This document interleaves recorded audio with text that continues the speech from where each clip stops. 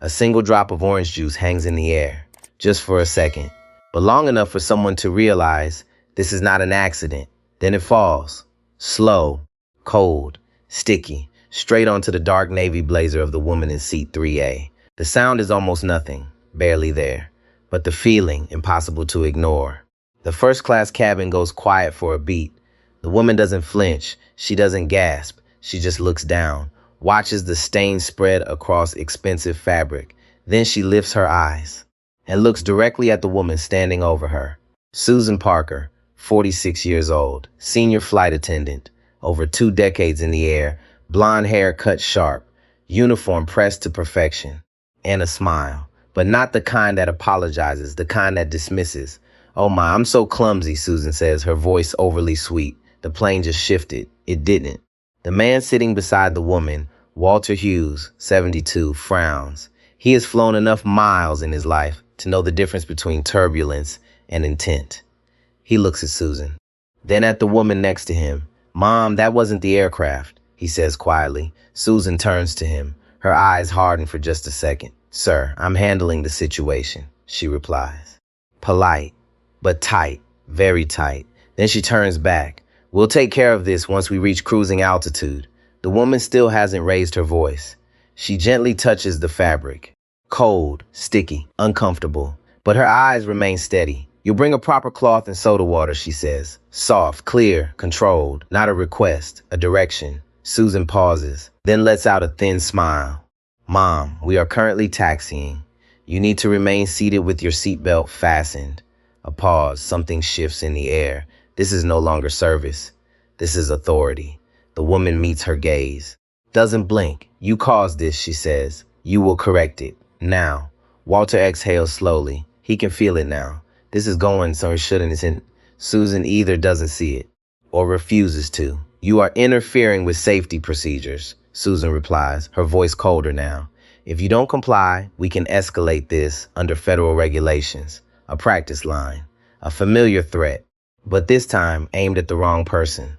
The woman leans back slightly in her seat, slow, deliberate.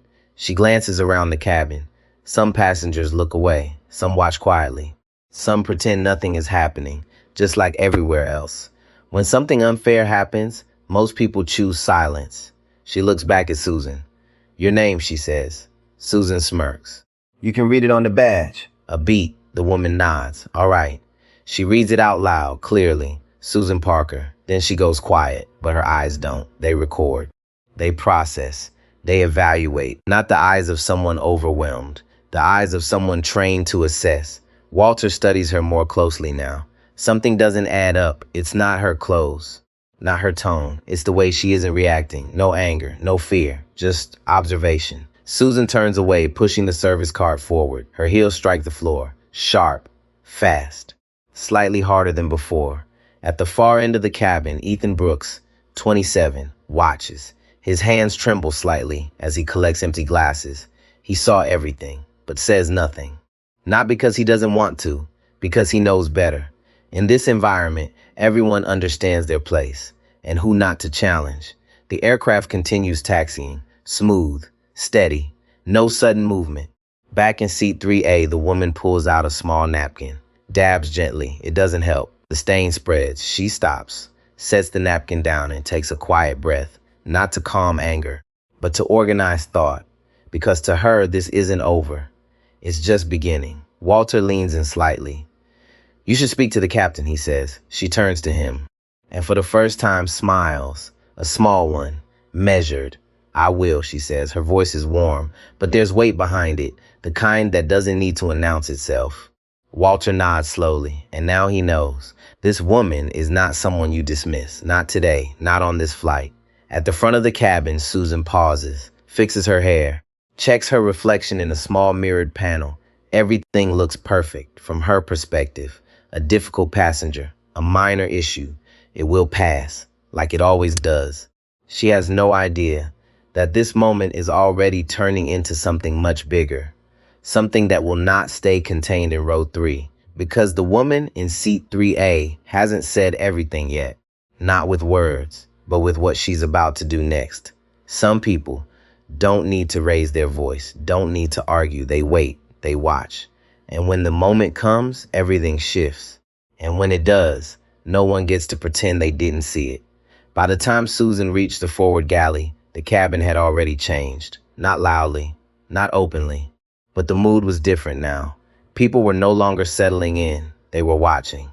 A businessman in seat 2B lowered his newspaper and stared toward row 3 over the rim of his glasses. A woman across the aisle stopped scrolling on her phone.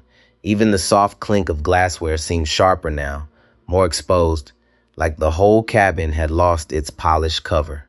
In seat 3A, the woman sat very still. Her name was Caroline Bennett, 54 years old, trim posture, calm face, short silver brown hair cut close around the jaw. The kind of face that did not invite pity and did not need approval. She looked like someone who had spent years in rooms where men interrupted too much and listened too little. She pressed the call button.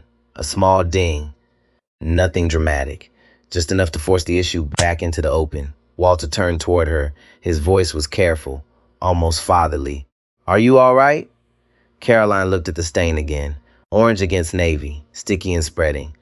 "No," she said, "but I will be." That answer stayed with him, not because it was brave, because it was precise. At the front, Susan snatched a stack of cocktail napkins and dropped them onto the counter. Ethan looked up. He had been restocking glassware, moving too fast, hands a little shaky. "You saw that," Susan said without looking at him. Ethan froze. "Saw what?" Susan turned. Her smile was gone. "Good answer." He swallowed. He was young enough to still believe that doing the right thing would protect you. Old enough to know that on a plane, hierarchy came first. Senior crew. Purser, captain, then everyone else. Susan leaned closer. "If anyone asks," the aircraft turned. She was already being difficult. "You understand me?" Ethan nodded too quickly. He hated himself for it the moment he did. Back in row 3, the call light stayed on. No one came. Caroline waited 30 seconds. Then 60. She noticed everything while she waited. The overhead bin across from her had a latch that sat slightly uneven, not broken, but worn. The seatbelt at her waist had minor fraying at one edge. Small issues. Not emergency issues. But in aviation, small things mattered. Small things told stories. Deferred maintenance, rushed checks, people trusting habit more than standards. And people. People mattered even more. A crew member who chose humiliation over service was not just rude. A captain who acted on assumption instead of fact was not just busy. That kind of thinking could spread through a flight deck and cabin like smoke. She pressed the call button again. This time Susan came, fast. Her expression already sharpened into offense, as if Caroline had done something personal by asking for help after being drenched. "Yes, Mom?"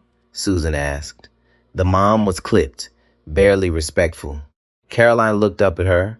"I asked for a cleaning cloth and soda water." Susan folded her hands in front of her. "And I told you you'll receive assistance when we are airborne. That is not acceptable." "Actually," Susan said, "it is." Walter shifted in his seat. "This is getting out of hand." Susan turned on him instantly. "Sir, I need you to remain out of this." "No," Walter said, and there was a little more steel in him now.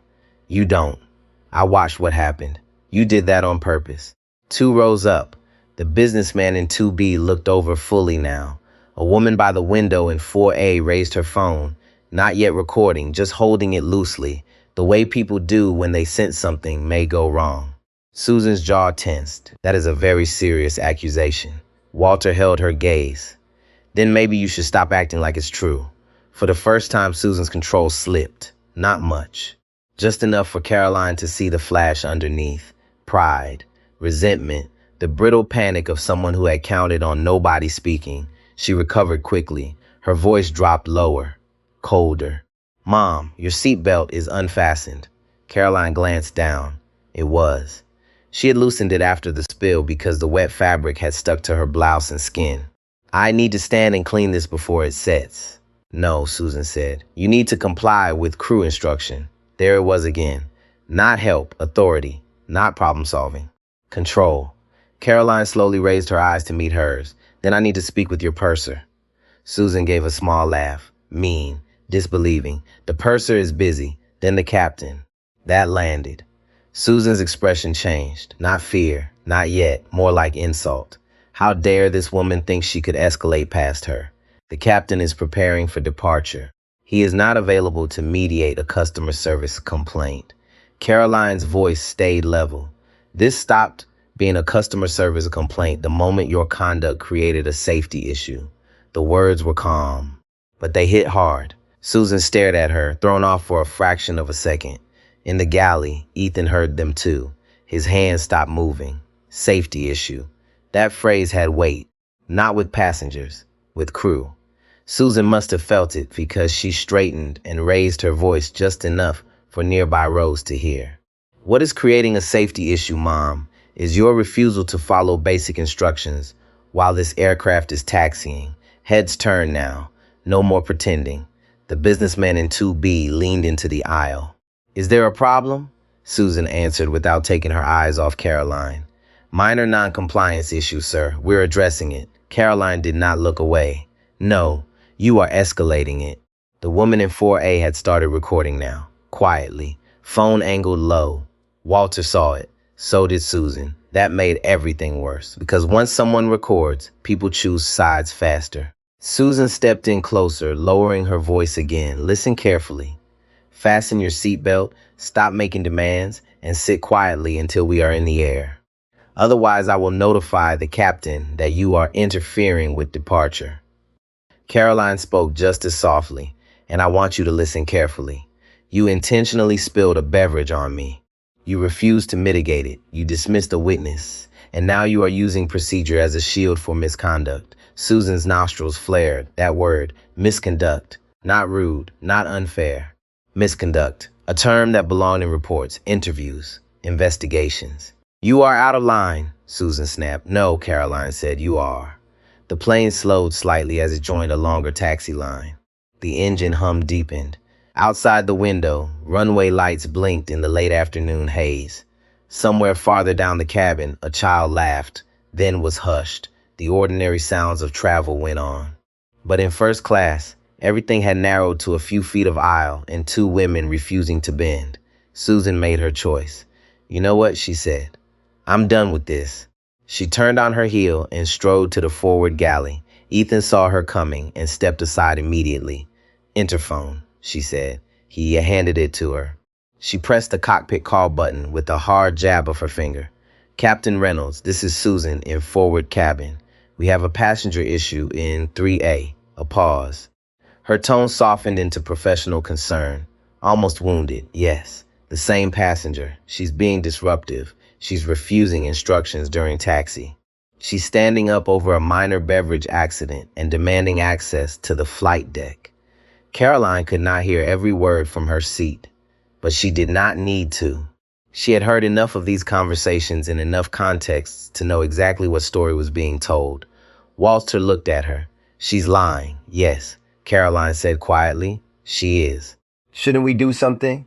Caroline kept her eyes on the front galley, on Susan's back, on Ethan's pale face, on the subtle stillness that had spread through the cabin. We are, she said. In the cockpit, Captain Daniel Reynolds listened with growing irritation. He was 59, former Air Force, 28 years in commercial aviation. He believed in order, timing, chain of command, and the practical wisdom of trusting experienced crew. From his seat, this sounded familiar. A demanding passenger, senior attendant managing it, departure slot approaching. Another avoidable delay. He did not ask to speak to the passenger. He did not ask what the witness said. He made the mistake that powerful people make when the system has worked for them too long. He trusted the story that came easiest. Tell her to sit down and buckle up, he said into the handset. If she refuses, we go back to the gate and have her removed. Susan's face changed as she listened. Color returning, confidence returning, the tiny lift at the corner of her mouth returning. Yes, Captain, she said. She hung up. Then she stood there for a moment, smoothing her jacket, composing herself, putting the mask back on. When she walked back toward row E3, her steps were slower now. Steadier, victorious. Walter saw it and muttered, that can't be good. No, it couldn't, because now this was bigger than one bad act. Now the cockpit was in it. Now command judgment had been compromised. And Caroline Bennett knew with absolute clarity that if this aircraft left the ground in this condition, what happened to her would not be the real story. The real story would be what kind of crew they had just proven themselves to be. Susan stopped beside row 3 and let the silence work for her. It was the kind of silence meant to make a person feel isolated, exposed, wrong before they had even spoken. She folded her hands at her waist and looked down at Caroline with that same polished expression, but now there was something else under it, relief. The kind that comes when borrowed authority finally arrives. I spoke with the captain, she said. Caroline looked up at her, calm, unmoved, and Susan lifted her chin. Captain Reynolds has instructed me to inform you that if you do not fasten your seat belt immediately and remain seated for departure, this aircraft will return to the gate and you will be removed by airport police. The words landed across the cabin like metal dropped on tile. Nobody moved at first. Walter's mouth opened slightly. The businessman in 2B stared over the top of his glasses. The woman in 4A lowered her phone just a fraction, stunned by how fast the situation had escalated. Caroline did not blink, so she said, "That is the captain's decision." Susan mistook the stillness in her voice for defeat. "It is," she said, "and I suggest you take it seriously." Caroline looked past her for one brief second, toward the front of the aircraft. Then back again. "I do." Susan narrowed her eyes. "Then buckle your seatbelt." Caroline rested one hand lightly on the armrest. The other remained near the wet fabric of her blazer. No, the word was soft, but it did not shake. Susan stared at her, almost confused by how simple it was. No apology, no fear, no bargaining, just refusal. Walter turned fully toward Caroline. "Mom," he whispered, "they're really going to do it." "Yes," Caroline said quietly, "they are." And then she did something Susan did not expect. She leaned forward slightly and spoke in the same measured tone she had used from the beginning.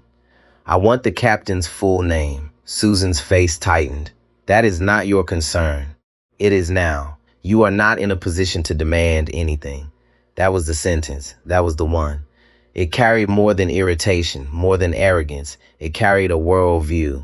The belief that power belonged to the uniform. That the woman in C3A was a problem to be managed, not a person to be heard. Caroline heard it. So did Walter.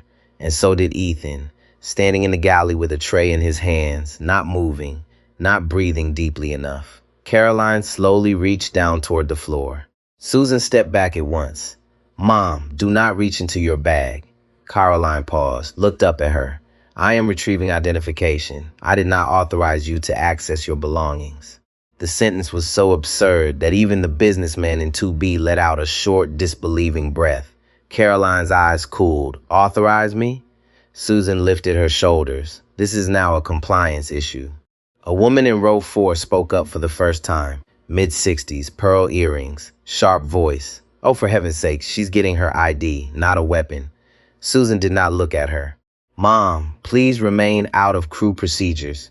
The woman sat back, offended, but now fully awake to what was happening. There was no more pretending this was about a seat belt. Caroline reached down again. This time she moved slowly, deliberately, giving everyone time to see exactly what she was doing. She lifted a dark leather briefcase from under the seat in front of her and placed it across her lap. The metal clasp clicked open. Small sound, big effect. Susan watched closely, ready to pounce on anything she could call non-compliant. Walter watched with the nervous focus of a man who sensed that the room was about to change shape. Ethan took one step forward from the galley, then stopped himself. Inside the briefcase was no clutter, no mess. Everything had a place, a hardback book, a slim folder, a pair of reading glasses in a case, a legal pad, and a black leather credential wallet. Caroline took hold of it with 2 fingers and lifted it out. Susan frowned. "What is that?" Caroline did not answer at first. She just opened it. The gold seal caught the cabin light. Not flashy, not dramatic, but unmistakable to anyone who had ever worked around federal oversight, airline operations, or airport security.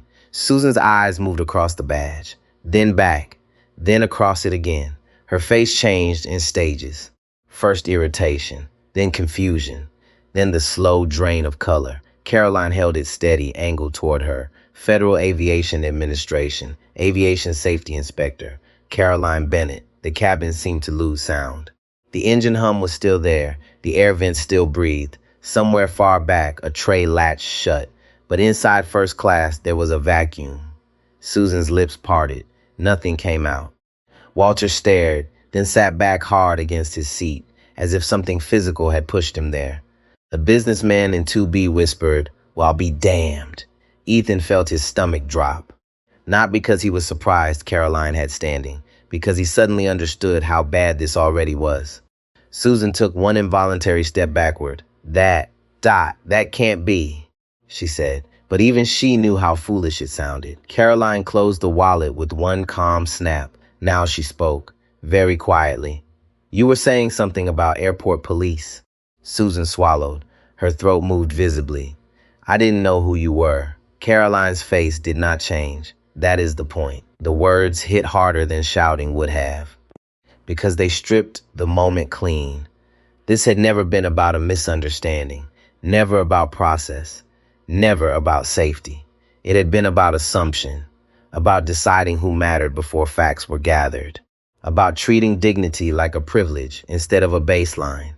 Susan looked around as if searching for a way out. She found none. Every face now reflected back what she had done. Not a difficult passenger, not a service issue, a federal inspector she had humiliated, ignored, threatened, and falsely reported to the cockpit. Her voice cracked. I was trying to manage the cabin." "No," Caroline said. "You were trying to control a person you had already decided did not deserve respect." The woman in row 4 lowered her phone, not because she was no longer interested, but because the moment had stopped being spectacle and become something heavier, something human, something ugly. Walter cleared his throat. "Mom," he said to Caroline, still a little breathless. I told her I saw it." Caroline gave him a brief nod. "You did the right thing." Those 6 words landed gently in the aisle. And for Walter, who had spent the last several minutes wondering if speaking up had made things worse, it mattered more than anyone there knew. Ethan took another step forward. His face had gone pale. "Mom," Inspector Bennett. Susan snapped toward him, panic flashing into anger. "Ethan, stay out of this." Caroline turned her head slowly toward him. "No, he will not stay out of this." Ethan froze. She looked at him for only a moment, but he felt seen in a way that made standing still harder than speaking. "Did you witness what happened?" she asked. Susan cut in instantly. He was not in position to evaluate the situation. Caroline did not even look at her. "I did not ask you." That did it. That was the first real break in the hierarchy. Susan's authority did not merely weaken. It vanished. Ethan's eyes moved from Susan to Caroline. He could feel his own pulse in his hands. He knew what truth would cost in a workplace like this. He also knew what lying would cost now. "Yes," he said. Susan turned white. Ethan took a breath and tried again, steadier this time. "I saw enough. The aircraft didn't lurch, and she asked for help after. We should have helped her." No one spoke, not for a full 2 seconds. Then Caroline rose from her seat, not fast, not theatrically. She stood the way a judge stands after hearing enough. The wet stain was still visible across the front of her blazer. It made the whole moment sharper. She looked less like a victim now than evidence itself. Susan stepped aside without being told. Caroline took one step into the aisle, then another. She held the closed credential wallet at her side. "I am now going to speak with Captain Reynolds directly," she said. Susan found her voice just long enough to try one last shield. "You cannot approach the flight deck during taxi." Stereo cockpit. Caroline stopped, turned her head, and looked at her with something colder than anger. "Do not quote federal procedure to me after what you have just done." Susan lowered her eyes. For the first time since the boarding door closed, she had no response. At the front of the cabin, the cockpit door remained shut. Beyond it, Captain Reynolds was still running checklists with the first officer, still believing he had a difficult passenger in 3A and a senior attendant handling it. He had no idea that the woman now walking toward him was not just any passenger. He had no idea that the story he had trusted had already collapsed. He had no idea that in less than a minute, the authority he had used without care would be measured against someone who understood exactly what lawful authority meant. Caroline reached the galley. Ethan stepped aside immediately. Susan remained behind, unable to follow, unable to flee. Walter watched from his seat, one hand tight on the armrest. The cabin held its breath. Then Caroline Bennett raised her hand and knocked on the cockpit door. Once, sharp, clear, not a request, a summons. The first knock was ignored. Inside the cockpit, Captain Daniel Reynolds was bent over the final taxi checklist, one hand on the laminated flow card, the other resting near the center console. Beside him, First Officer Kevin Marshall, 34, glanced up from the navigation display. "Did you hear that?" Kevin asked. Daniel frowned. Probably Susan again. The interphone remained silent. Then came the second knock. Louder, sharper, not frantic, not confused. Intentional. Daniel's jaw tightened. Unbelievable. He reached for the interphone, pressed the switch, and spoke without masking his irritation. "Whoever is at that door needs to wait. We are in sterile cockpit." Outside, Caroline heard the message through the muffled speaker. She did not move. Behind her, Susan's voice came out thin now, almost pleading. "Dr. Bennett, please. We can resolve this after takeoff." Caroline kept her eyes on the closed cockpit door. "No, we cannot." She lifted her hand and knocked a third time. 3 fast strikes. Hard. The sound cut through the front galley and straight into the flight deck. Kevin looked over at Daniel. "You may want to get eyes on that." Daniel muttered something under his breath, unbuckled his shoulder harness, and stood. He had the stiff, contained anger of a man who believed his authority had been challenged in front of his crew. 28 years in the air had taught him many things. One of them was that disorder grows when you indulge it. He opened the cockpit door and stopped. At first he saw the stain, dark orange across navy wool, then the face, then the black leather credential wallet held open at chest level, then the gold, not decorative gold, official gold, the kind that changes the temperature in a room. Daniel's expression drained in real time. He read the seal first, then the title, then the name. Federal Aviation Administration. Aviation Safety Inspector, Caroline Bennett. The anger left his face so fast it was almost frightening. What replaced it was worse. Recognition. And the cold, instant understanding that the situation he thought he controlled had been badly, deeply misread. Caroline spoke before he could. "Captain Reynolds, my name is Dr. Caroline Bennett. I am an FAA Aviation Safety Inspector. This aircraft will hold its position. Right now." Daniel stared at her. Kevin, from his seat, could see enough through the open door to know this was no bluff. He turned half around, eyes wide, trying not to look alarmed and failing. Susan was standing several feet behind Caroline now, hands clenched so tightly at her sides, her knuckles had gone pale. Daniel found his voice, barely. "Yes, Mom." Not Captain's voice, not command voice, just survival. Caroline lowered the credential wallet but did not put it away. "Kill the cabin music. Advise ground we have an internal operational delay. Do not continue taxi. Then I want you, your first officer, your purser, and the flight attendant involved available immediately." Daniel swallowed. "Yes, Mom." He stepped back into the cockpit as if the floor had shifted under him. Kevin looked at him once, searching his face for explanation, but Daniel was already reaching for the radio. "Ground, Skybridge 815 holding position on taxiway Kilo. We have an internal operational issue and need a moment. Stand by." The controller answered with routine calm. The outside world did not yet know what had changed inside the aircraft. Daniel shut off the cabin music. The soft instrumental track that had been floating through first class vanished. That silence hit harder than any announcement. In the cabin, passengers felt it immediately. The plane was no longer just delayed. Something was wrong. Caroline stepped just inside the cockpit doorway but did not fully enter. She understood sterile cockpit rules better than anyone on that aircraft. She also understood exactly when safety overrode convenience. "Captain," she said, her voice clipped and level, "tell me what report you received about the passenger in seat 3A Daniel remained standing. He had not sat back down. Some instinct in him knew sitting now would feel like hiding. He cleared his throat. I was informed there had been a minor beverage spill, that the passenger in 3A became disruptive, unbuckled during taxi, demanded access to the flight deck, and refused crew instruction. Caroline nodded once. And based on that report, you threatened removal by airport police. Daniel glanced at Susan. Big mistake. Caroline saw it. So you did, she said. He tried to recover. My responsibility is safety and timely departure. If I receive a report of a non-compliant passenger during taxi, I have to treat it seriously. A non-compliant passenger, yes, Caroline said. A contaminated crew judgment chain, even more seriously. Kevin looked down at his panel and said nothing, but his breathing had changed, shorter, higher in his chest. Caroline turned her head slightly. First Officer Marshall, did you hear the report as well? Kevin straightened.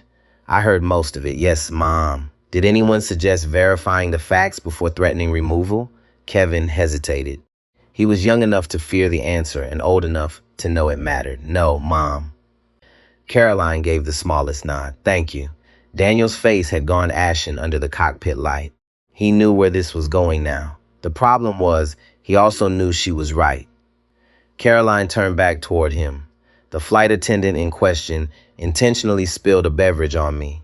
A witness observed it. She then refused corrective assistance, dismissed that witness, and used your authority to coerce silence. You accepted her report without direct verification and escalated against the reporting party. That is not command judgment. That is failure of command judgment. Each sentence landed clean, no drama, no wasted words, but there was nowhere to hide from them. Behind Caroline, Susan tried once more. Captain, that is not what happened. Caroline did not even turn around. Be quiet. Susan did. Daniel closed his eyes for half a second. That half second cost him two. Caroline saw that he already knew enough to be ashamed. Who is your purser? She asked. Daniel answered immediately. Mark Ellis, bring him forward. Susan spoke up before Daniel could move. Mark wasn't involved. Caroline turned then, finally, looked directly at Susan. You were involved enough for everyone. Susan's lips parted. Nothing came out. Ethan was still in the galley, frozen but listening to every word. He had never seen Susan afraid. He had not believed she could be. Seeing it now did not feel satisfying.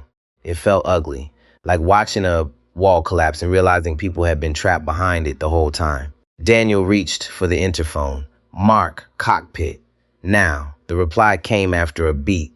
On my way. A few seconds later, Mark Ellis appeared from the forward cabin. 51. Broad shoulders. Good posture.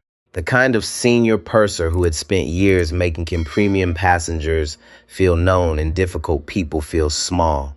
He stopped cold when he saw Caroline at the cockpit door and Daniel's face beside her. What is this? Mark asked. Caroline answered for him. This is an official review of a crew conduct event during taxi. Mark blinked.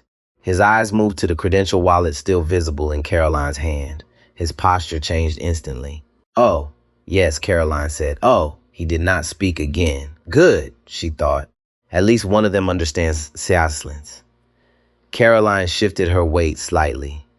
Not because she was tired, because the cold orange juice had begun drying against her blouse and skin, tightening the fabric, reminding her with every breath that this had started in something small and cruel. That was the danger of cruelty. It often arrived dressed as something minor, a joke, a look, a tone, a tiny abuse of power, until someone paid attention. She looked at Mark. Were you aware there had been hostility directed at a passenger first class before pushback? Mark looked at Susan, then at Daniel, then back at Caroline. I heard there was tension. That is not what I asked. He swallowed. I heard Susan say the passenger in 3A was already being difficult during boarding. Based on what? Mark hesitated too long. Caroline answered for him. Exactly. No one in the cockpit moved. Even the air felt tighter. Then she said the sentence that changed the nature of everything. Captain Reynolds, based on what I have observed and what your crew has already demonstrated, I no longer have confidence in the professional judgment chain on this aircraft. Daniel's face tightened. Inspector Bennett, with respect, are you grounding this flight over a spill? Caroline's eyes hardened. No. I am evaluating this flight over bias, retaliation, false reporting, misuse of crew authority, and your failure to verify facts before invoking law enforcement. The spill was merely the first visible event. Kevin looked up sharply at that, because now it sounded like what it was, not a customer service issue, a systems issue. Caroline continued, and while seated, I noted at least two deferred or overlooked cabin condition concerns. One overhead latch showing visible looseness, and one seatbelt with unacceptable edge wear. Not individually grounding items, perhaps, but in combination with a compromised crew response, they indicate a broader erosion of standards. Mark's shoulders sank. Daniel looked as if someone had stripped the rank from his uniform without touching it. From the cabin, the waiting passengers could see only fragments, a doorway, faces, no voices. But they knew enough now to sit still. Even the woman filming in row 4 had lowered her phone into her lap. The moment had stopped belonging to strangers online. It belonged to consequence. Caroline took a breath. Then she made the decision out loud. Captain Reynolds, this aircraft will return to the gate immediately. You will advise ground that the return is at the direction of the FAA pending review. No passenger deplanes until I authorize it and until appropriate ground personnel are present. Your crew will remain available for separate interviews. Do you understand me? Daniel looked at her, then at the radio, then nowhere at all. His voice, when it came, was quiet. Yes, Mom. He keyed the microphone with a hand that was steady only because he forced it to be. Ground, Skybridge, 8:15. We are boarding taxi and returning to gate at the direction of the FAA. And out in the cabin, though no one had heard the exact words, they felt the turn before they understood it. The massive jet began to slow, then pivot, heading back. The moment the aircraft turned, people knew. They did not know why, but they knew this was no routine delay. In first class, heads lifted in near unison.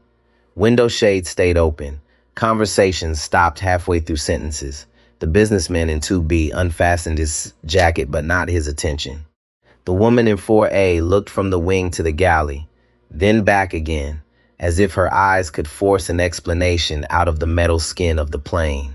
Walter sat with both hands folded over the handle of his cane.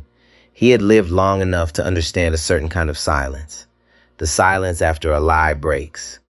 The silence after power changes hands. And standing near the cockpit, with dried orange juice darkening the front of her blazer, Caroline Bennett looked less like a passenger now than a fixed point. Calm, upright, unmovable. Susan had backed herself into the wall of the forward galley without realizing it. Her face had lost all color. The shine in her eyes was gone. In its place was something meaner at first, then smaller. Panic trying to disguise itself as indignation. This is insane, she whispered, though not to anyone in particular. Over one interaction. Over one mistake. Caroline turned her head just enough to answer. No, she said. Over judgment. Over abuse of authority. Over a crew member, deciding dignity was optional. Susan opened her mouth, then closed it. There was nothing clean left to stand on. Captain Reynolds stayed in the cockpit for the radio work and gate coordination, but the command had already left him. He could feel that in his chest. Not because Caroline had humiliated him. She had not raised her voice once. It was worse than that. She had made him see himself clearly. First Officer Kevin Marshall remained in his seat, head set on, eyes forward, but his mind was not on the panel. He was replaying the timeline, Susan's report, the captain's response, his own silence. He had not lied, but he had not asked a single question either. That bothered him more by the second. In the galley, Ethan stood too still. Mark Ellis, the purser, had stepped aside near the bulkhead and now kept glancing at Caroline, then at Susan, then away again. He had spent years managing cabin optics, smoothing edges, protecting the premium feel of expensive travel, but optics were useless now. The truth had ripped straight through them. The plane rolled slowly back toward the terminal. Outside, ground vehicles crossed in the distance under the late afternoon haze. Fuel trucks, baggage carts, a master waiting at another gate. Ordinary airport motion. Inside the aircraft, nothing felt ordinary anymore. Finally, the businessman in 2B spoke up. He did not raise his voice. He simply leaned into the aisle and asked the question, and everyone wanted answered. "Mom," he said to Caroline, "are we going back because of what happened up here?" Caroline looked at him. She understood the instinct behind the question. Was this personal? Was this revenge? Was one ugly moment really enough to stop a transatlantic flight? Her answer came without heat. "We are going back because crew conduct is part of safety," she said. "And once a crew starts using authority to punish instead of protect, that becomes bigger than one passenger." The man held her gaze for a second longer, then nodded once. Slow, thoughtful. He had probably expected something sharper, a speech, a threat. Instead, she gave him the plain truth. And plain truth is hard to argue with. 2 rows back, the woman who had been recording lowered her phone completely. "She's right," she said quietly, mostly to herself. "That is bigger." Walter turned and gave her a grateful look. Susan heard it, every word landing like another door closing. The aircraft reached the alleyway near the gate and slowed again. The seatbelt sign remained lit. No one asked to stand. Nobody wanted to be the person who made anything harder now. Caroline looked down at the stain on her jacket. For the first time in several minutes, her expression changed. Not weakness, something older. A tiredness that came from memory. She had seen this pattern before, not on every flight, not every year, but enough. The quick assessment, the hidden contempt, the presumption that a woman like her could be corrected, contained, or embarrassed into silence. It was never just about a seat, a tone, a spilled drink, a delayed glass of water. It was about the dangerous comfort some people felt when they believed no one important was watching. She thought of her father waiting in London, 80 years old, a retired public school principal who had once told her when she was 13 and came home angry after being followed around a store, "When people treat you small, never help them shrink your spirit. Stand straight. Learn the rules better than they do. Then make the rules matter." She had done exactly that. And now, standing in the front galley of a halted aircraft, she felt him beside her in that old lesson. Not rage, discipline. That was the difference. At the gate, station manager Robert Hayes had already been called. 49, dark suit, no-nonsense face. 20 years in airline operations. He arrived fast, half walking, half jogging down the jet bridge with his phone still in hand. Beside him came an FAA field supervisor, Elena Brooks, early 60s, silver hair pinned back, navy blazer, badge clipped at her waist. Elena had worked with Caroline before. She knew her reputation, which meant she also knew that if Caroline had ordered a taxi abort, this was serious. The jet bridge sealed with a heavy mechanical thud. A hiss followed. Then the main cabin door opened. Robert Hayes was first through, already speaking. "Captain Reynolds, I was told we have an FAA-directed return and a cabin incident. What exactly is going on here?" He stopped when he saw Caroline, not because he knew her face, because he recognized Elena behind him looking directly at her with professional familiarity. "Elena," Caroline said. "Caroline." No handshake, no performance, just immediate understanding. Robert's stomach dropped. He looked from one woman to the other, then towards Susan, whose expression told him all he needed to know before anyone said a word. Elena stepped inside fully and closed the distance. "Are you all right?" Caroline gave a small nod. "I'm fine enough, but this crew is not cleared in my mind to continue this flight without review." That sentence hit Robert harder than any accusation. Cleared in my mind. Not emotional language, operational language, the kind that ends careers when it is deserved. Robert straightened. "What do you need from me?" Good, Caroline thought. No denial. No theater. Just the right question. "I need the cockpit voice recorder preserved. I need the captain, first officer, purser, and involved flight attendants held separately and interviewed separately. I need passenger witness statements, starting with row 3 and the adjacent rows. And I need nobody leaving this aircraft until instructions are clear and documented."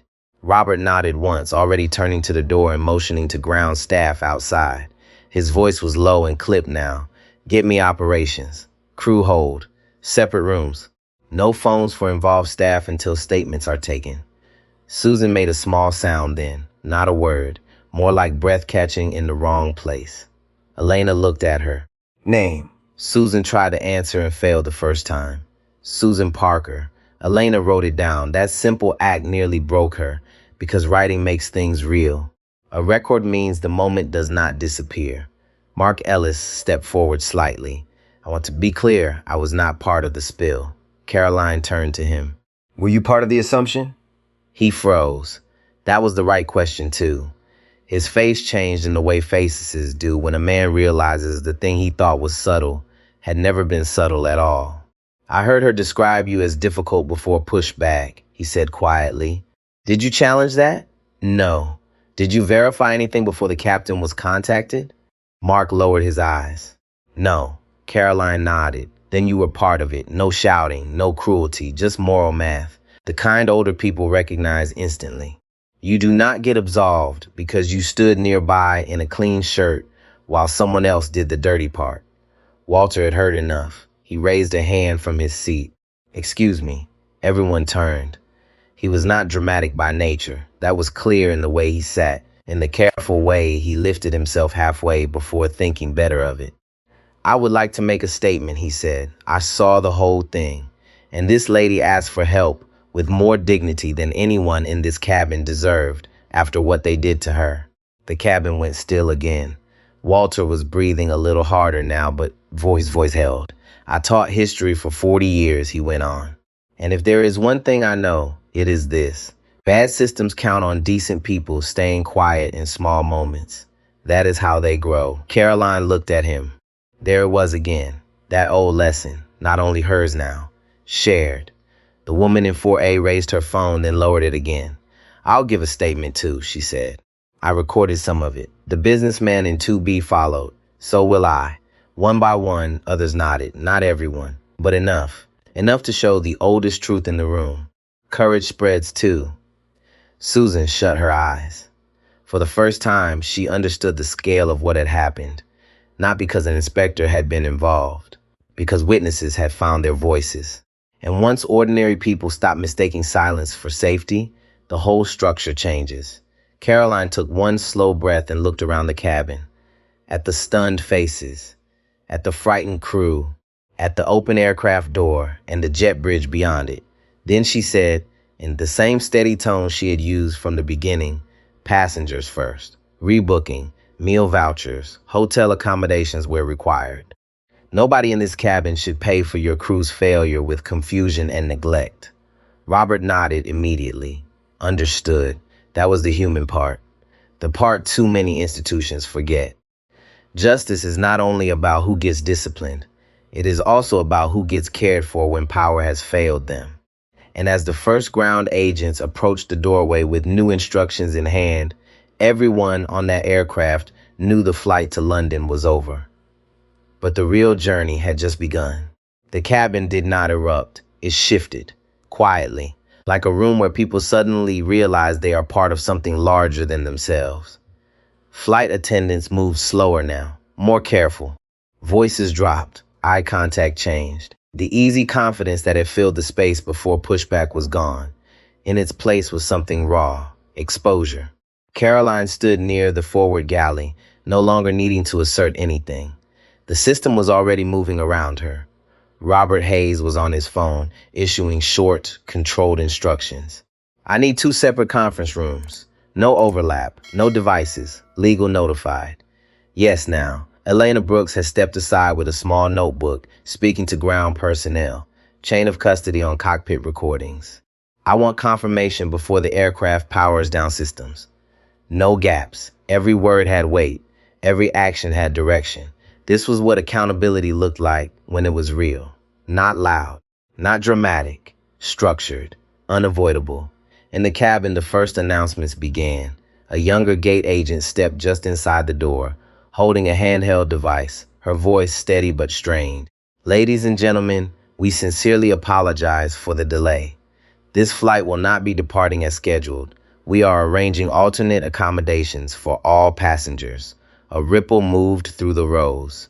Not outrage, not yet, more like disbelief settling into reality. Walter leaned back slowly in his seat. He exhaled long through his nose, then looked at Caroline. "You just grounded a plane," he said, almost to himself. Caroline gave a small shake of her head. "No," she said. "The crew did that." Walter studied her for a moment, then nodded. That answer mattered, because it placed responsibility where it belonged, not on the person who spoke up, on the behavior that made speaking up necessary. 2 rows behind, the woman in 4A wiped her eyes quickly with the back of her hand. She had not expected to feel anything beyond irritation about a delay. Now she felt something else, something deeper, recognition. She had seen smaller versions of this before, at stores, at restaurants, in waiting rooms.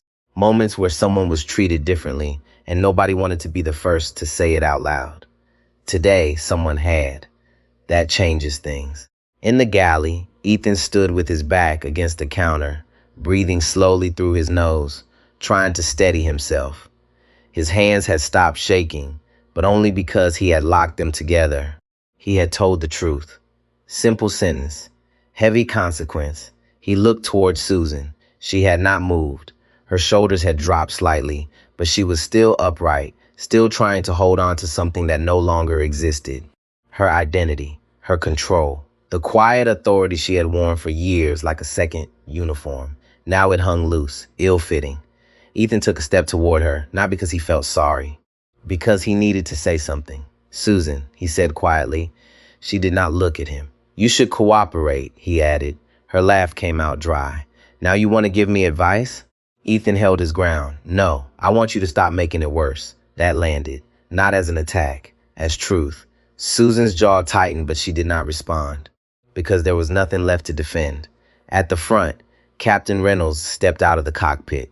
He moved differently now, less rigid, more aware. He approached Caroline with measured steps and stopped at a respectful distance.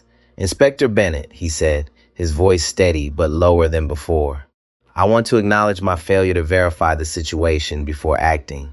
Caroline looked at him, not unkind, not forgiving, present. "I appreciate the acknowledgement," she said. "It will be part of your statement." Daniel nodded once. No argument, no attempt to soften it, just acceptance. That was the first correct decision he had made since the incident began. Kevin followed him out, standing slightly behind, unsure where to place himself in this new structure. He looked at Caroline, then at the floor, then back again. "Mom," he said, "I should have asked questions." Caroline held his gaze. "Yes, you should have." A pause. Then she added, "Remember that." Kevin nodded. He would. Because moments like this do not fade. They settle. They stay. Mark Ellis stood nearby, hands clasped in front of him, the posture of a man waiting for instructions he could not predict. "I will cooperate fully," he said. Caroline inclined her head slightly. "You will be interviewed separately." "I understand." He did, and that understanding came with weight, because separate interviews mean truth has nowhere to hide. In the cabin, movement began again. Passengers stood when told they could, not rushed, not chaotic, controlled.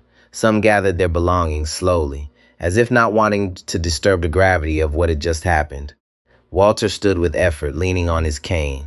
He turned to Caroline. "I hope your father is proud of you," he said.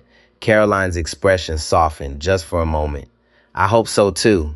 It was the only personal thing she had allowed herself to say, and it carried more than any speech could. The businessman in 2B approached as well, extending a hand. "For what it's worth," he said, "you reminded me of something today. Standards matter." Caroline shook his hand. "Only if people enforce them." He smiled faintly. "I'll remember that." One by one, passengers passed her. Some nodded. Some said thank you. Some said nothing at all, but their eyes held recognition, respect, not for power, for restraint. Because she could have made this about herself. She did not. She made it about the system. And that is what gives power legitimacy. At the aircraft door, ground staff began directing passengers into the jet bridge. Hotel vouchers, rebooking lines, instructions repeated calmly. Life moving forward, even after disruption. That was another lesson. Accountability does not stop the world. It corrects it. Susan remained where she was until nearly everyone had left first class. Then Elena stepped toward her. "We'll speak now," she said. "No anger, no sympathy. Just process. Susan nodded slowly. Her voice, when it came, was smaller than it had ever been. "I understand." And for the first time since the spill, she meant it. Not because she agreed, because she had no other choice left. Caroline watched as Susan followed Elena toward the jet bridge, escorted but not restrained. Consequences do not need force when they are this clear. Ethan stood near the galley, unsure if he should go or stay. Caroline turned to him. "You did the right thing," she said. He swallowed. It didn't feel like it at the time. It rarely does. That answer settled something in him. Not relief. Something steadier. Permission. He nodded once. "Thank you, Mom." Caroline gave a slight nod in return, then turned toward the open door. The aircraft behind her was quiet now, emptying, resetting, but not the same. It would never be the same. Because something had been exposed, and once exposed, it cannot go back to hidden. She stepped onto the jet bridge. The air felt different, cooler, clearer. Ahead, the terminal buzzed with movement, announcements, rolling bags, distant voices, normal life. But for those who had been on that plane, normal had shifted. And for Caroline Bennett, this was never about stopping a flight. It was about making sure that when people trust a system with their lives, that system remembers what respect looks like. Every time, without exception. The conference room smelled like stale coffee and polished wood. No windows, no distractions, just a long table, a few chairs, and the quiet weight of what was about to be documented. Susan Parker sat alone on one side. Her hands were folded too tightly, her shoulders no longer square, her uniform still perfect, but now it looked like something borrowed, something she no longer had the right to wear with confidence. Across from her, Elena Brooks placed a folder on the table.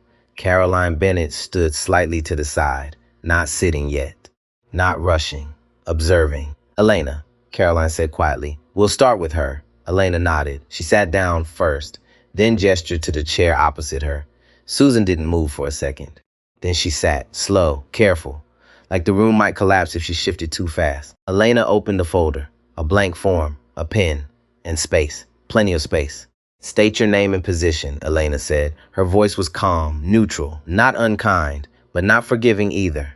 "Susan Parker," she said, her voice thinner now. "Senior flight attendant, 22 years. Elena wrote it down. The sound of the pen on paper filled the room. Slow, deliberate. "Describe the incident involving passenger in seat 3A. Susan swallowed. Her eyes flickered once toward Caroline. Then away. "It was an accident," she said. "The aircraft shifted. I lost balance." Caroline did not react. Elena didn't look up. She kept writing, then stopped. Continue. Susan leaned forward slightly, as if leaning might make the story stronger. The passenger became confrontational. She refused instructions. She escalated the situation. Silence. Elena placed the pen down, then slowly lifted her eyes.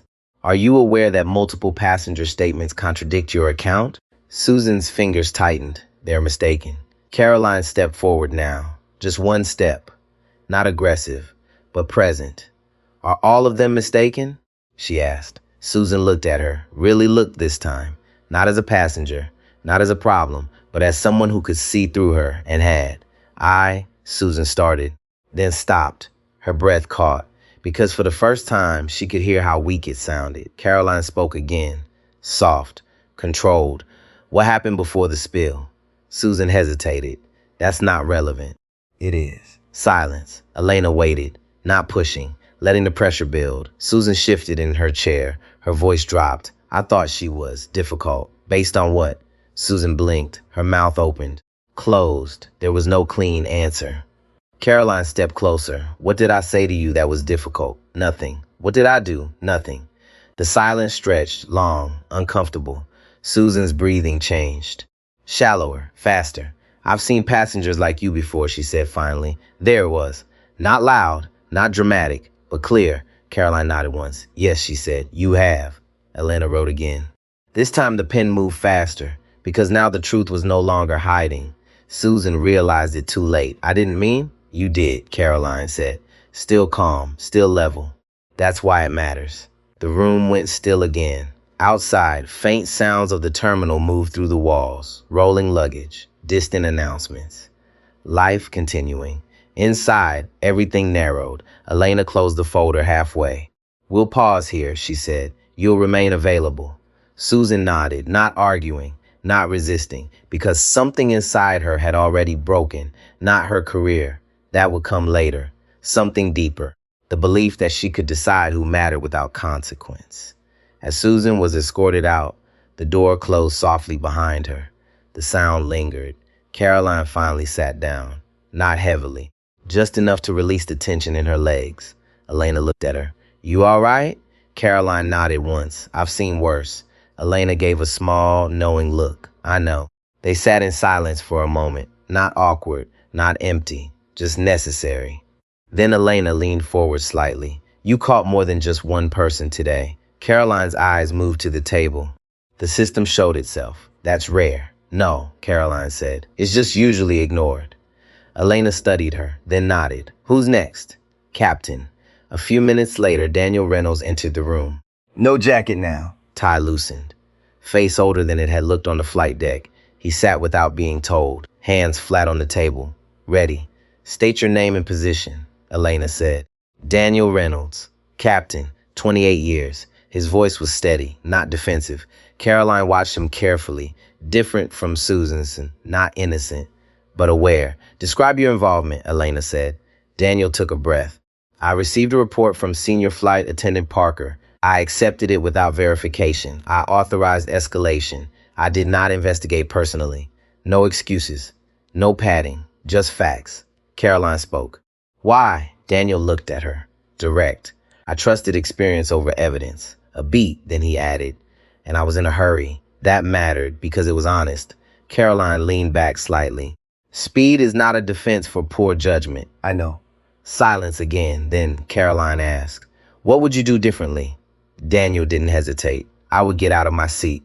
Walk back, see it myself, speak to both parties." Caroline held his gaze. "That is your job." "Yes." Another pause. Then Caroline said something softer, but heavier. "Command is not about control. It's about responsibility." Daniel nodded. "I understand that now." Caroline studied him for a moment longer, then nodded once. "Make sure you do. Because understanding after failure only matters if it changes future behavior. Otherwise, it is just regret." The interview continued. Clean, direct, no raised voices, no drama, because real accountability doesn't need it. Outside in another room, Ethan sat alone, hands on his knees, waiting, thinking, replaying. He had never expected to be part of something like this. He had just wanted to do his job, follow instructions, keep things smooth. But today had shown him something else. Sometimes smooth is wrong. Sometimes silence is wrong. Sometimes the smallest moment becomes the most important one. A knock came at his door. "Ethan Brooks?" He stood. "Yes, come with us." He nodded, stepped forward, and for the first time since he started this job, he felt something new. Not fear. It's not exactly. Something steadier. Like he understood what his role actually meant. Not just serving drinks. Not just following orders. Being part of something that only works if people choose to be honest when it matters. Back in the main room, Caroline sat alone again for a moment. The building quiet around her. The case unfolding. The truth settling into place, piece by piece. She looked down at her stained blazer. Still there, still visible. She didn't rush to change it, because it reminded her why she had stood up, why she had not stayed silent, and why systems only stay safe when someone is willing to stop them before they move forward with the wrong kind of people in control. Ethan sat down slowly. The chair felt harder than it should have. The room was the same as the others, plain, neutral, no windows. A table that forced honesty simply by offering nowhere to hide. Across from him, Elena Brooks opened a fresh page. Caroline stood near the wall, arms relaxed, eyes focused, not judging, watching. "State your name and position," Elena said. "Ethan Brooks, flight attendant, 2 years." His voice came out steady, better than he expected. "Describe what you observed." Ethan took a breath. He did not rush, because rushing makes people sound unsure. And he was not unsure anymore. I saw Susan approach seat 3A during taxi. She was holding orange juice. The aircraft was moving, but it was smooth. There was no sudden shift. Elena wrote. Ethan continued. She tilted the picture. It didn't look like a loss of balance. It looked controlled. He paused. The word mattered. He chose it carefully. Caroline's eyes stayed on him, encouraging without pushing. What happened next? Elena asked. The passenger reacted calmly. Asked for help. Asked for cleaning supplies. Susan refused. Did the passenger raise her voice? No. Did she use threatening language? No. Ethan's hands rested flat on the table now. No shaking. I saw Susan dismiss a witness, Mr. Hughes. He tried to speak up. She shut him down. Elena paused her writing. Did you hear any discussion about the passenger before pushback? Ethan hesitated. This part was harder, not because he didn't remember, because he remembered too clearly. Yes, he said, describe it. Ethan swallowed once. Susan said the passenger seemed entitled. Before anything happened, silence, heavy. Caroline closed her eyes for a brief moment, not in pain, in recognition, because patterns like that repeat. Across places, across years. Across systems. Elena resumed writing. Thank you, she said. Ethan nodded, but he didn't move yet. Something was still there, something he needed to say. I didn't speak up right away, he added. Elena looked up. Why? Ethan met her eyes. Because I didn't think it was my place. The truth hung there, simple, familiar. Dangerous. Caroline stepped forward. That's how it starts, she said. Ethan looked at her. Excuse me? That thinking, she said. That it's not your place. She didn't sound angry. She sounded certain. That's how small problems become big ones. Not because people don't see them. Because they decide they're not responsible for them. Ethan let that settle. It hit deeper than anything else so far. I understand now, he said. Caroline nodded once. Good. Because understanding after the fact is only useful if it changes the next decision. Elena closed the folder. You're done for now.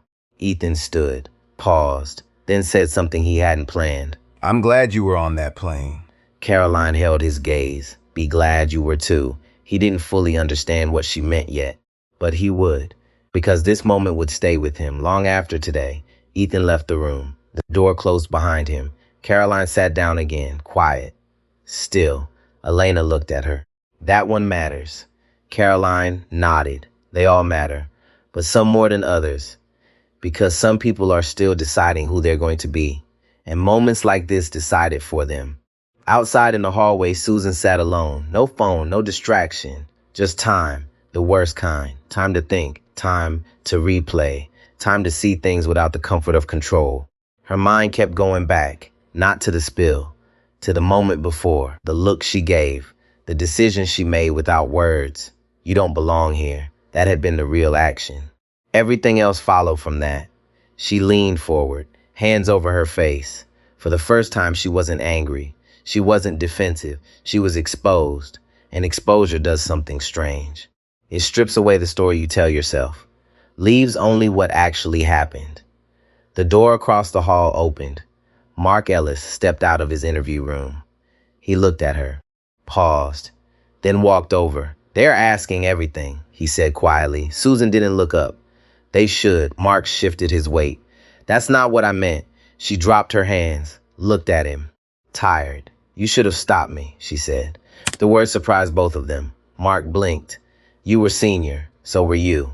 Silence. That truth landed between them. Equal, unavoidable. Mark looked down, then nodded. I should have. That was the second admission, and they mattered, because systems don't fail alone. They fail in layers. Susan leaned back in her chair, stared at the ceiling. Do you think it's over? She asked. Mark didn't answer right away, because he knew what she meant, not the investigation, her career, her identity, everything she had built around being right. Finally, he said, it's not over. A pause, but it's not what it was. Susan closed her eyes. That was enough. Inside another room, Captain Reynolds sat alone now, his interview finished. His uniform jacket folded beside him.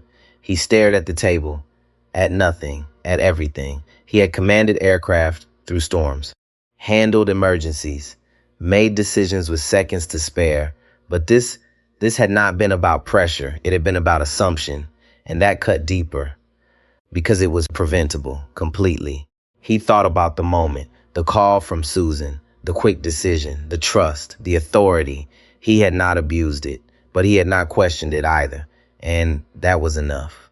He leaned forward, hands clasped, eyes closed, because the hardest lesson in leadership is not how to act. It's when to pause, and he had not paused, not when it mattered. Back in the main room, Caroline stood again. She walked to the window at the end of the hallway, looked out at the runway, planes moving, taking off, landing, the system continuing, as it should. She rested her hand lightly against the glass, cool, solid, reliable, just like the system is supposed to be when it works. Elena stepped beside her, quiet. For a moment, neither spoke. Then Elena said, "You changed more than a flight today." Caroline didn't look away from the runway. "I didn't change anything." Elena raised an eyebrow. Caroline continued, "I just refused to ignore it." That was the difference. And that difference matters because change doesn't come from power alone. It comes from people choosing not to look away. Every time, without exception. Caroline turned from the window. The investigation was still moving.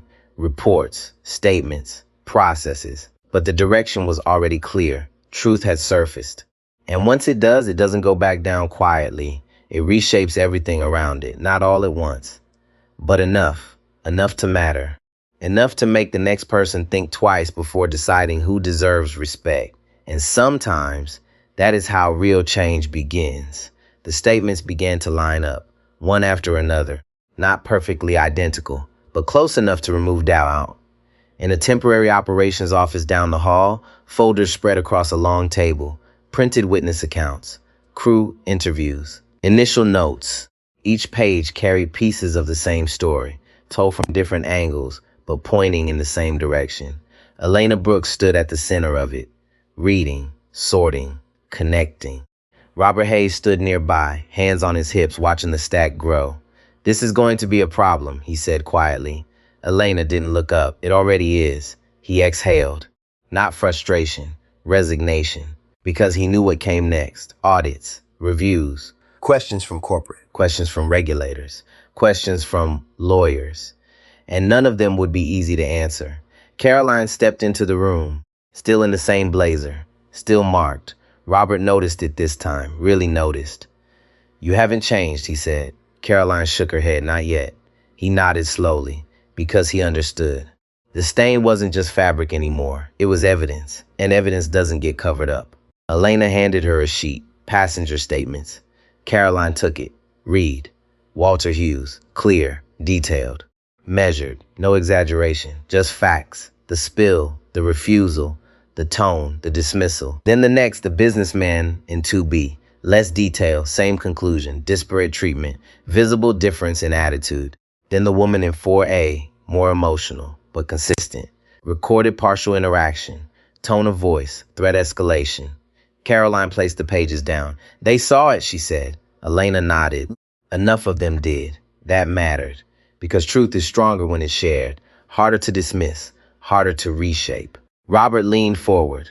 "What about maintenance?" Elena flipped another page. Confirmed. The latch issue and seatbelt wear were documented 2 days ago. Deferred under non-critical. Robert rubbed his forehead. Still within allowable limits. Caroline looked at him. Yes. But combined with this, she didn't need to finish. He understood. Because aviation doesn't operate on isolated facts. It operates on patterns. And patterns tell the real story. In another room, Susan sat again. Alone. No one speaking to her. No one arguing. Just waiting. Her mind kept circling the same question. When did it go wrong? She tried to place it at the spill. Too late. At the argument. Too late. It had gone wrong before that. Much earlier.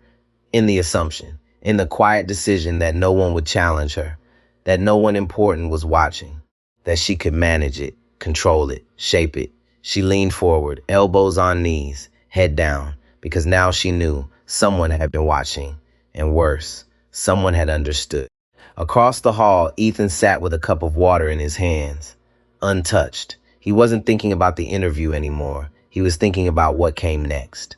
His job. His future. How this would follow him. But under that, something steadier. A shift. He had crossed the line today, from observer to participant, and there was no going back. The door opened.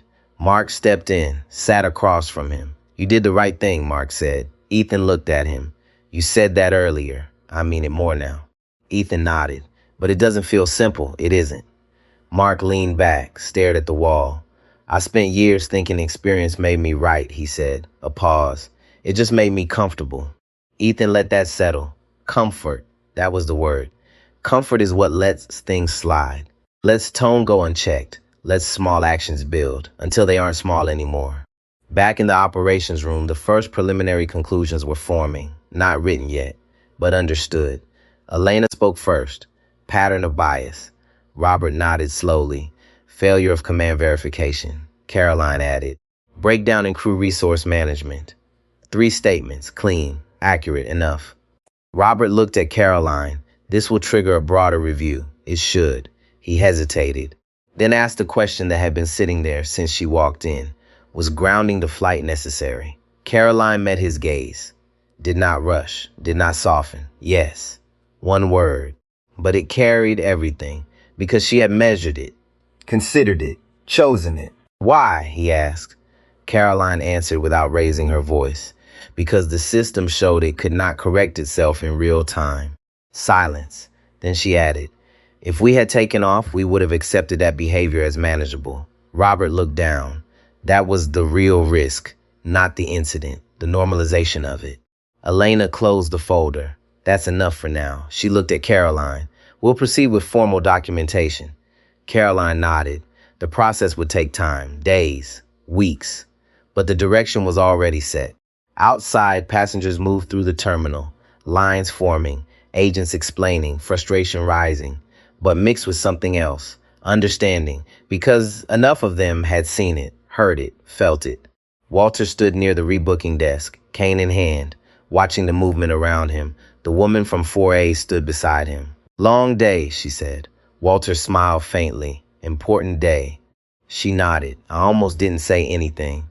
Walter looked at her, but you did. She exhaled. Yeah, a small moment, but those matter, because systems don't change from policy alone. They change from people choosing differently, one moment at a time. Back in the operations room, Caroline picked up her briefcase, closed it. The click echoed lightly. Final, for now. Elena looked at her. You heading out? Soon. Elena nodded. You'll file? Of course. A pause. Then Elena said, you know this will go further than just today. Caroline held her gaze. I hope it does. Because if it doesn't, nothing changes. And this cannot be allowed to stay the same. She turned toward the door, paused, looked back once, at the table, the files, the system in motion, then walked out, not as someone who had won, but as someone who had done what needed to be done. And that is a different kind of power. The kind that doesn't announce itself, but changes everything anyway. The terminal lights felt harsher now, brighter, less forgiving. Caroline walked through the concourse with steady steps, her heels striking the polished floor in a clean rhythm. Around her, the airport moved as it always did, rolling suitcases, boarding calls, conversations layered over each other like background noise no one notices until it stops. But for her, everything was quieter. Not outside, inside, because the decision had already been made. And once a decision like that is made, the noise fades. Her phone vibrated in her hand. She glanced down. A message from headquarters. Short, direct, call when available. She didn't respond. Not yet. She kept walking. Past a coffee stand, past a bookstore, past a couple arguing quietly near a charging station. Normal life, unaware, unchanged. And yet, something had shifted, not for everyone, but for enough. Behind her, several passengers from the same flight moved through the same space. Walter Hughes walked slower than most, but straighter. He spotted Caroline ahead, called out, not loudly. Miss Bennett, she turned, waited. He approached with measured steps. That was something, he said. Caroline gave a small nod. It needed to be. Walter smiled faintly. I taught my students for years that systems only work if people inside them choose to be honest. A pause. Today I saw what that looks like. Caroline held his gaze. And you were part of it. Walter shook his head lightly. I just spoke. That's how it starts. He let out a slow breath. Most people don't. Caroline didn't argue. Because he was right. That's why moments like this matter. Walter adjusted his grip on his cane. You ever get tired of it? He asked. Caroline considered the question. Not quickly, not casually. Yes, she said, honest, simple. Walter nodded. But you keep doing it. I do. Why? Caroline looked at him for a second, at the movement of people, at the constant flow, then back at him. Because the alternative is worse. Walter smiled again, this time deeper. Fair enough. He extended his hand. She shook it, firm, respectful. Then he turned and continued toward the rebooking desk. Caroline watched him go for a moment, then resumed walking. Her phone vibrated again. This time she answered, Bennett. A pause. Then a voice, older, measured. Caroline is Richard Cole, her supervisor, deputy director, a man who rarely called directly unless it mattered. I saw the initial report, he said. Caroline kept walking. Yes. Another pause. How bad is it? Caroline's tone did not change. Clear pattern, multiple witnesses, crew alignment without verification. Captain acknowledged failure. Silence on the line. Then Richard exhaled. That's going to escalate. It should. A faint shift in his voice. Approval, not spoken. But there, you grounded the flight. I did. Another pause. Longer this time. Any doubt? He asked. Caroline didn't slow. No. That was enough. Because in their world, certainty matters. Richard spoke again. We'll back you. Caroline nodded slightly, though he couldn't see it. I know. File, everything. Detail matters. It's already in motion. Good. A beat. Then his voice softened just a fraction. Get some rest when you can. Caroline allowed herself a small breath. I will. The call ended. She slipped the phone back into her bag. Still moving, always moving. At the far end of the concourse, Ethan stood near a window, watching planes taxi. Take off. Land. He saw her before she saw him, hesitated, then stepped forward. Miss Bennett. She turned, recognized him immediately, Ethan. He nodded, a little nervous, but standing his ground. I just wanted to say, I've been thinking. Caroline waited. I almost stayed quiet, he said. If you hadn't been there, I probably would have. Caroline studied him. That's honest. Ethan looked down briefly. Yeah. Then back up. I don't want to be that person. Caroline's voice softened slightly. Then don't be. It sounded simple. It wasn't. But it was clear. Ethan nodded. I won't. A pause. Then he added, thank you. Caroline inclined her head. Hold on to this, she said. Not the situation. The choice you made. Ethan took that in. Because that's what lasts. Not the moment. The decision inside it. He stepped back, gave her space. And for the first time since the incident, he looked steadier.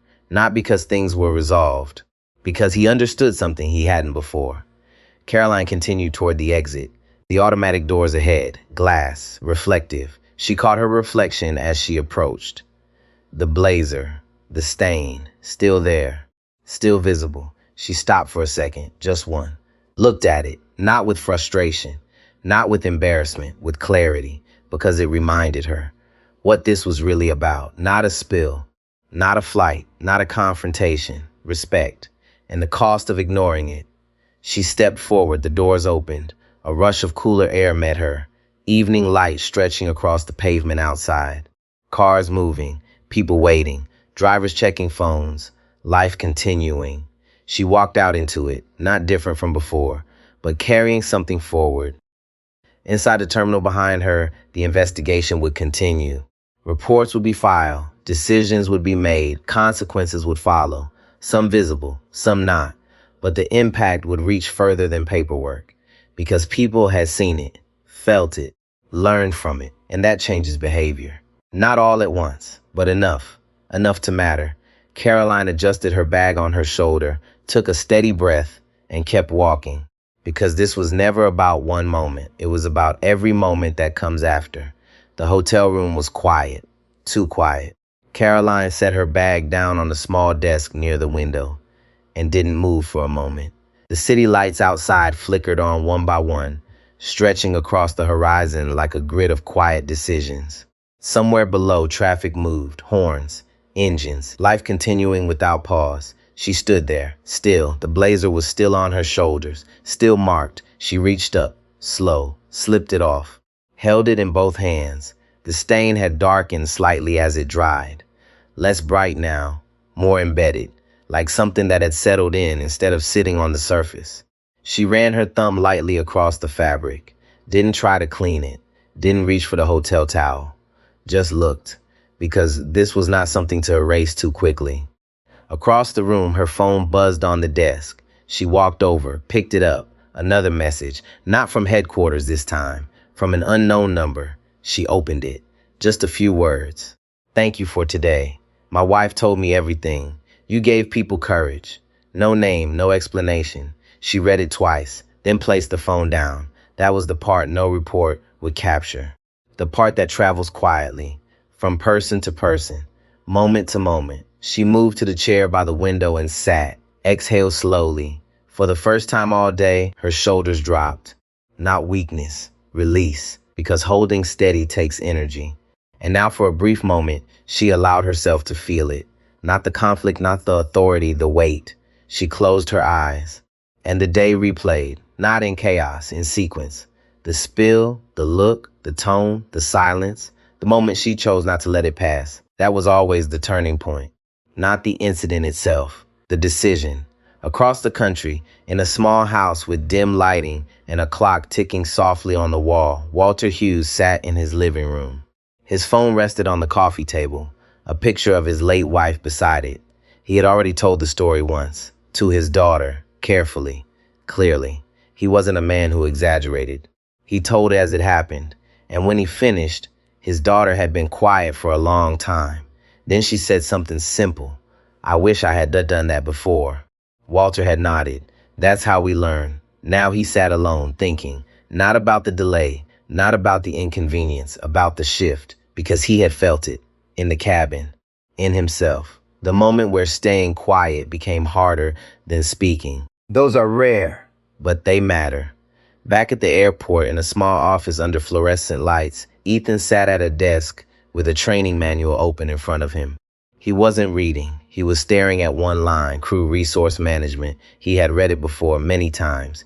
Team communication, shared responsibility, mutual accountability. Words, clean, clear, easy, until they are tested.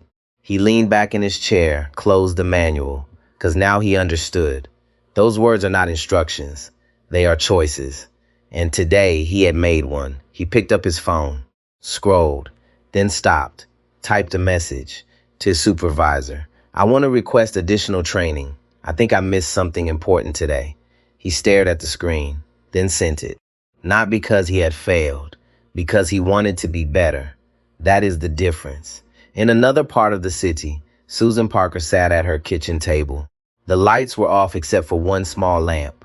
Her uniform jacket hung over the back of a chair, untouched. She hadn't taken it to the closet, hadn't folded it. It just hung there, like something waiting to be decided. Her hands rested flat on the table. No phone, no television, no distraction, just silence. She had received the preliminary notice. Administrative leave, pending investigation. The words had been formal, neutral, but the meaning was clear. She stared at the jacket, at the fabric, at the badge. Her name, still there. But it felt different now. Heavier. She thought back. Not just today, years, small moments, comments, assumptions, choices. None of them had felt significant at the time. That's how it works. Until one day they add up, and someone refuses to let them pass. Her eyes closed, not in anger, not in denial, in realization. Because for the first time, she wasn't asking what happened to her. She was asking what she had done. And that question changes everything. Back in the hotel room, Caroline stood again. She placed the blazer carefully over the back of the chair, not hidden, visible. She moved to the sink, turned on the water, let it run, cold, clear. She washed her hands slowly, deliberately, not because they were dirty, because it marked the end of something, the day, the moment, the decision. She turned off the water, looked at herself in the mirror. No uniform, no title, just a person, tired, focused, present. She held her own gaze for a second, then nodded, small, private, enough, because she didn't need recognition, she needed clarity. And she had it. The room settled again, quiet. Outside, the city kept moving.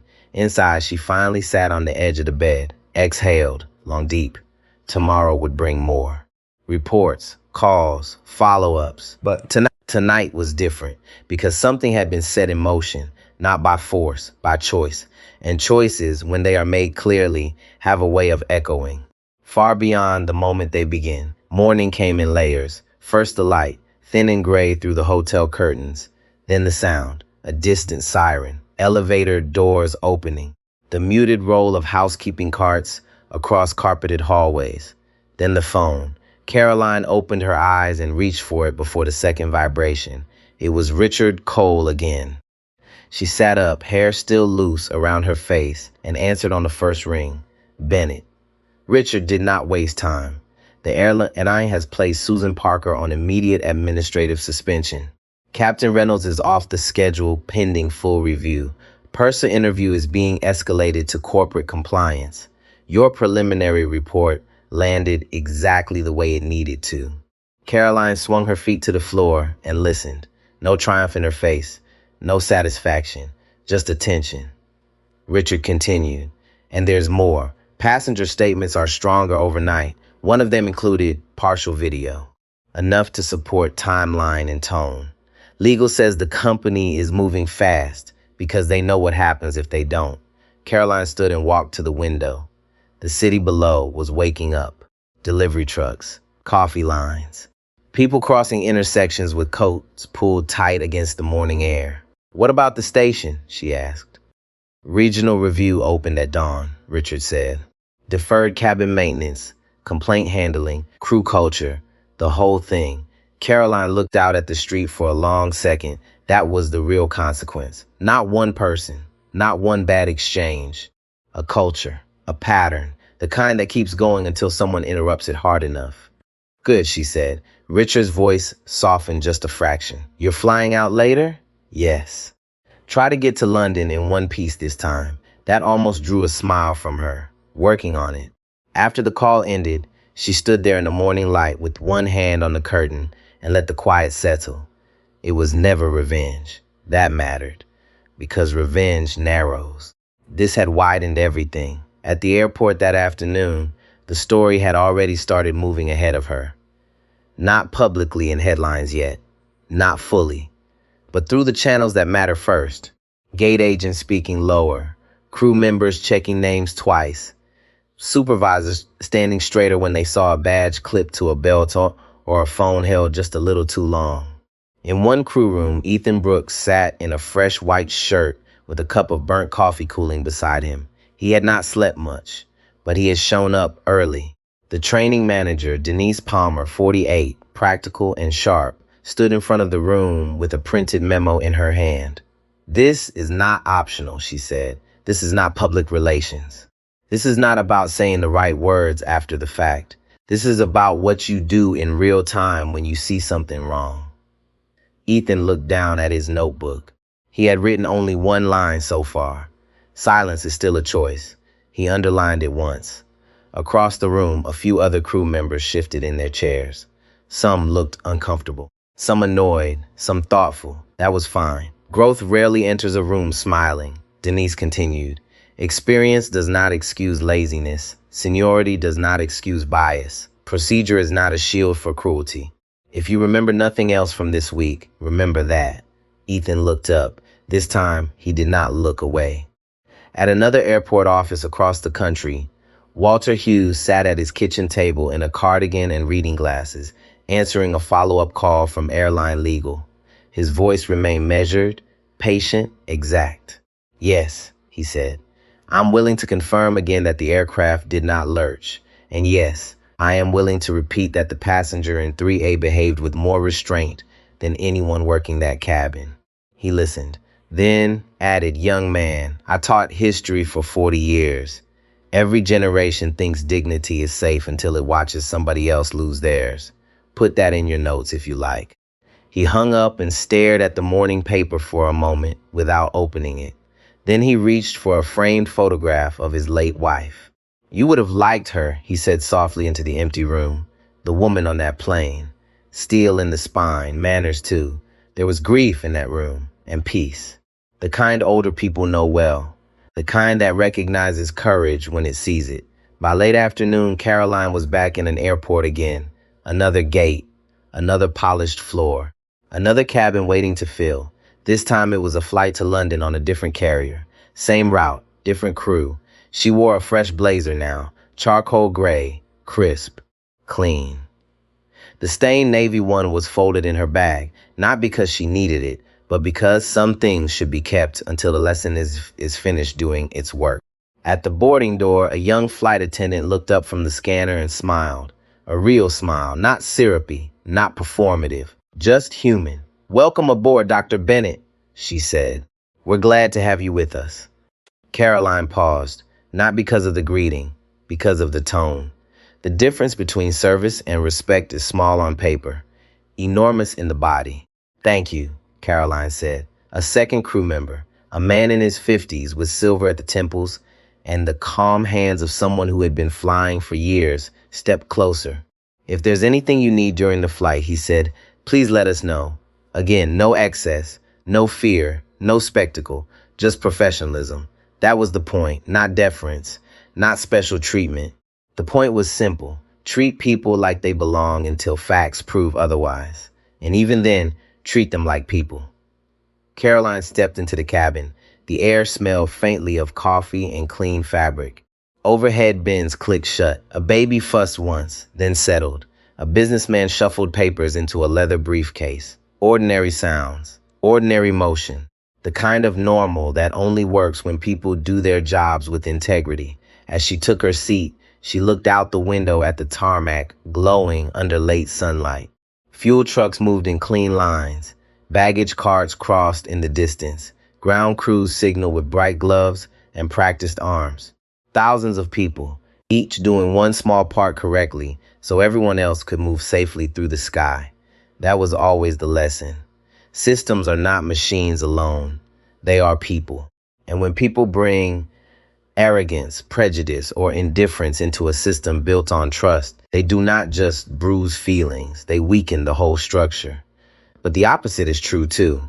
One witness speaking, one younger employee telling the truth, one leader admitting failure, one person refusing to be humiliated into silence. That strengthens the structure too. That is how healing enters institutions. Not all at once, not with slogans, with choices, specific choices, hard choices made in real time. The plane pushed back, smooth, controlled. Caroline rested her head lightly against the seat and closed her eyes for a moment. She thought about her father waiting in London, about Walter's steady voice, about Ethan shaking hands turning still, about Susan sitting at her kitchen table with the uniform finally stripped of the story she had used to protect herself. She thought about all the people who never get the chance to reveal a badge, who do not have authority in their briefcase, who only have their dignity and the hope that someone nearby will care enough to see them clearly. That was who this mattered for most, not the powerful woman who had been underestimated, the ordinary person who gets underestimated every day and has no title to flash when it happens. The engines rose, the aircraft gathered speed, and this time when the wheels left the ground, nothing felt unresolved, only earned, only clear. Some stories end with revenge. This one ends with standards, with truth, with people being reminded that respect is not a favor handed down by those in charge. It is the minimum required of anyone trusted with power. If this story stayed with you, take a second to like the video, subscribe for more stories that matter, and leave these 3 words in the comments. Never stay silent.